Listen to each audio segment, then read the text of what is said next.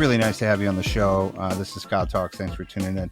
I just listened to, I have 4 pages of notes on addiction. A lot of it was personal for me because I hear things from you that I haven't heard stated in a certain way. I'm fascinated with addiction. I think that the lane of addiction has broadened so much since I got into recovery. I met Laura 15 years ago at a rehab that was deemed one of the best in the country. It talked about addiction in many different lanes or aspects of not just alcohol and drugs, but love addiction, gambling, sex, fantasy, things that I hadn't considered addiction. I was in this cultural lane of addiction is like, drugs and alcohol. 15 years later, it's changed a lot. And I think it's because of people like you who are bringing the conversation out into the world. I love that you, Dr. Erik Fisher has a book called The Urge. It's the history of addiction. He has a podcast called Flourishing After Addiction. I take it you're a speaker. You are an active therapist. You have a practice. So you have a lot going on, and you are also a psychiatrist who was on the psych ward because of an addiction, correct? Yeah. And what were you addicted to at the time that you entered the psych ward? And maybe what year it was 2010, and alcohol was really my first love in terms of substances, but the thing that supercharged it, as it does for a lot of people, was cocaine and other stimulants like Adderall. And was that? We have more in common. We have more in common. I loved a little alcohol, and then later on I found cocaine, which fueled the drinking. I never made it to Adderall. It's like the more socially acceptable version of a speedball, not to make light of it, but just you get the downer, the upper, and then that obsessive titration to try to get into the zone, or at least that's what it was like for me. And once I really got more into the stimulant and combine that with going out and using alcohol unhealthily, then that's the thing that really put me on a rocket ship. So just real quick, I'm just trying to paint a picture. What did the last few weeks of your addiction look like before you entered this? Were you in practice? You were I was in my late 20s. I was in psychiatric residency at Columbia University in New York. I was sort of like an academic star, at least in my own head. And I thought I was on top of the world. And it's interesting you ask a few weeks, because I had actually cut back quite a bit. I thought I had things under control. And then I went on vacation, and then it was a full-on bender. It was just every night, 2 weeks straight, traveling up and down the Eastern Seaboard, passing out in a hot tub, getting cuts from breaking glass, and then winding up back in New York City. And then that's when I had a manic episode and came into treatment. But it was really, in the space of those few weeks, it was the full spectrum of the experience. It was the highest highs, lowest lows. Wow. And then, so you end up on a psych ward with people that you probably treated. I mean, not exact, but types of people. Yeah. I had admitted people to that ward. I had interviewed for that residency program at Bellevue at NYU. I saw some of the faculty that I interviewed with kind of walking around as the clinicians there. And just in a moment, I went from, us to them. I went from doctor to patient. Yeah. I had not heard the us to them. I was a them. I think I was like you, if you were a doctor and you were us, like Laura mentioned, she was an us. I was a them. I was on the other side, like, oh, this is where I'm supposed to be. I'm safe here.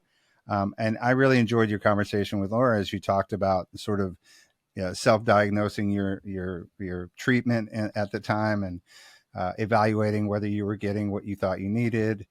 and sort of that back and forth between the guy who was cutting himself at the pool and the guy who's treating himself and the treatment.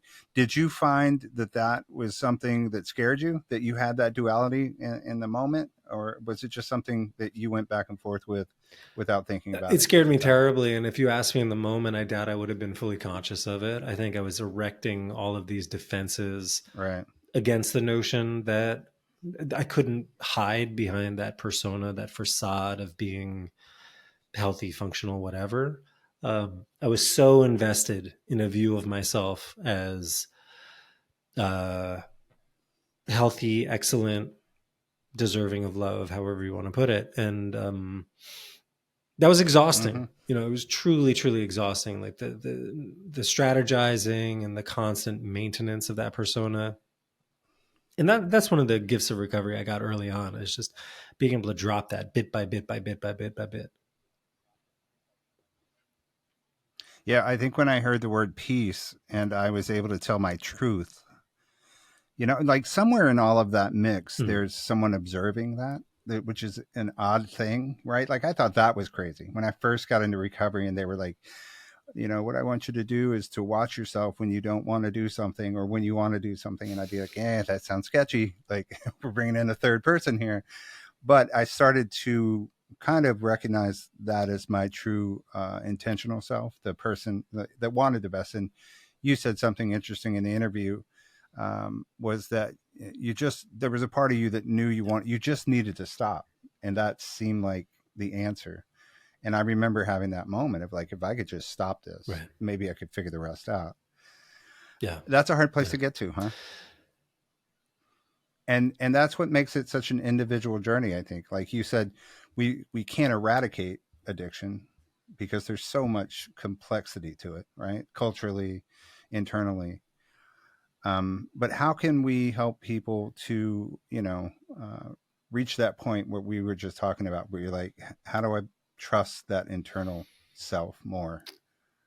Yeah, that's a Raise tricky the bar, if one. you I will. don't know. I think it's very personal and context dependent. But I do know that one of the things that we know clearly is harsh confrontation and attempts at control don't really work to make Mm, people change. right. That's unfortunately a really strong legacy that we have in a lot of addiction treatment, especially in the States. It's actually not quite as bad in Europe. Um, there's this old idea that you need to break people down and rebuild them again in a different image, and um, practices that Mm-hmm. come out of literal cults that I document in the book. That um, there's certain cults like Synanon that was kind of reshaped into an addiction treatment program, and they put people on a hot seat in the middle and then called out all the problems that they saw from the group members around the fringes. And um, there are a lot of rehabs that still do a version of that. I had a version of that. It was a little more compassionate, but it was still Right. kind of that. Um, so harsh confrontation doesn't really work. What does that mean? You know, some people think, oh, that means that I just have to be compassionate and floating on a cloud all the time. And that's nonsense. Like if you talk to somebody who has a friend or a family member or a Yeah. loved one who's really struggling with an addiction, it's not realistic to say you just have to take it and you should withhold any consequences. There's a role for what some people call natural consequences, allowing consequences to run their natural Right. course safely.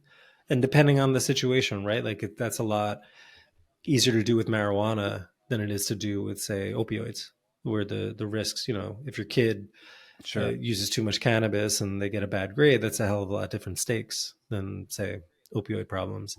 So it has to be done sensitively, and there are good Mm-hmm. clinicians out there that can help people with it. But there's no, if anyone's selling you a single answer to how to help somebody else with an addiction, then you got to run the other way. That's impossible.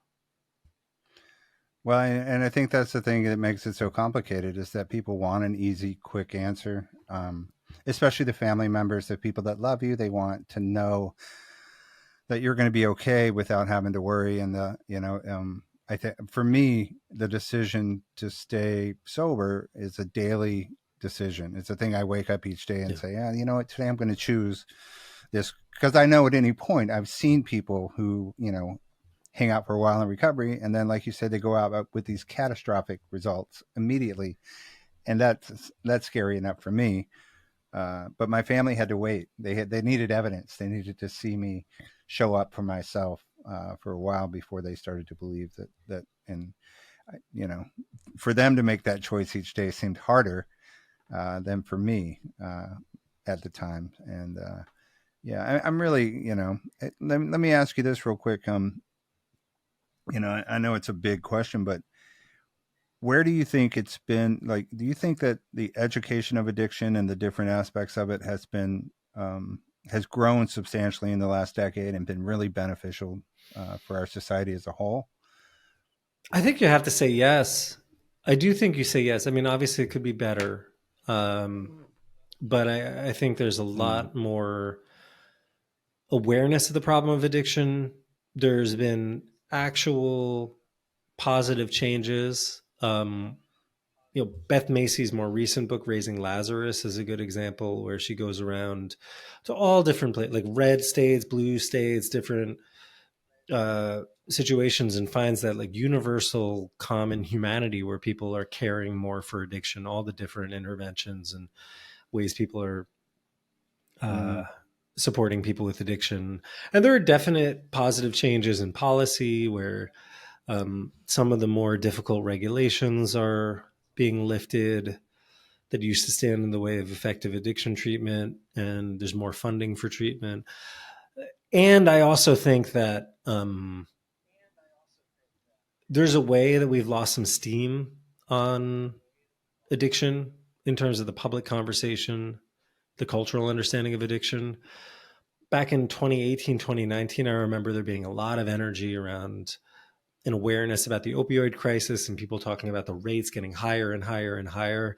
And, guess what? After COVID, the rates are still getting right. higher and Hmm. higher and higher, but people are kind of burnt out. And, if anything, this is a huge topic, but like with the broader conversation about cities and Yeah, it is a policing and huge racial thing. justice, like people are just tired. And I think there's less Yeah. patience and compassion to talk about addiction as a complex human problem. So I worry about that. I think we have to keep Yeah. the compassion alive. Well, one of the things I think that I've seen since COVID and sort of this ability for our society to become more remote is support groups, groups of similar people getting together and sharing their experience. And I think that's always been one of the strengths of, say, Alcoholics Anonymous, is that it seems to exist without that societal limitation, if you will. And you know, I've always found that finding a similarity in another person's journey has helped me heal. And uh, maybe you could talk a little bit about that real quick, as far as historical value, or I think Mm-hmm. cancer support groups, or suicide survivors. All of these groups create language and experience around unique experiences, basically. But is that something that you see as sort of a subculture of Yeah, recovery from absolutely. addiction? And in different times and places, there were Indigenous American support groups that arose to deal with the problem of addiction. And there were all sorts of terrible stories about how Indigenous Americans were somehow more vulnerable to alcohol. That's totally false. There's no biological truth to that. It's really more Oh, is it? about oppression, I didn't know that. dislocation, war, famine, etc. Um, and then Mm, there was this really cool mutual help group in the 1840s that Abraham Lincoln commented on called the Washingtonians. And they were around for a little bit. And then they had little yeah. successor groups that had all these like funny 19th century names, like the Sons of Temperance and things like that. Um, and you know what? I really, really, really wanted to find a direct connection between those and Alcoholics Anonymous. I thought it would make for such a good story. So I was not a biased researcher. I was there. Mm, I was like, oh, the Washingtonians started in Baltimore, and there's like a Quaker tradition there, and maybe the Quakers made it up to New York, and they influenced the AA. And there's nothing there that I found, and other people have looked too. Um, but I think mm, in the end, that's actually a better story. That independently, mutual help groups have arisen in different times in different places. And what that speaks to, I think, is that there's something in our bones, there's something like deep in our cultural DNA where like you need to come together as an antidote to shame, as a kind of mutual support. There needs to be like Hmm. more horizontal connections, and like just like what you were saying, Scott, like identification and being able to look across the circle and identify with somebody Hmm. else. I think that's been an important component of a lot of people's recovery for a long time. That was a beautiful thing to see. Yeah, it was a powerful thing for me, and it continues to be as I go through the world. Whenever I'm the most uncomfortable, as soon as I can identify with somebody else, I feel more uh, on as a human. I feel equal, and the growth starts there. And so, I think as people look for solutions, right? Things that like that magic pill, that prescription, that doctor, that book, connection can still sort of be one of the Absolutely. strongest things. And I'm really glad. Yeah, I'm glad you came on the show. I might take your book on one of my trips this summer and read it. It sounds. I love the history of addiction, the idea of the bigger umbrella. I can't believe that the word addiction showed up in the 16th century. Yeah. I found that to be fascinating information. And it's also very interesting to hear you talk about the cultures of our history dealing with this subject matter and where we sit today with it. So Thank you, Scott, thanks for for the all your great hard work. questions and for having me on. It's been a great couple of conversations. Right on. Thank you, man.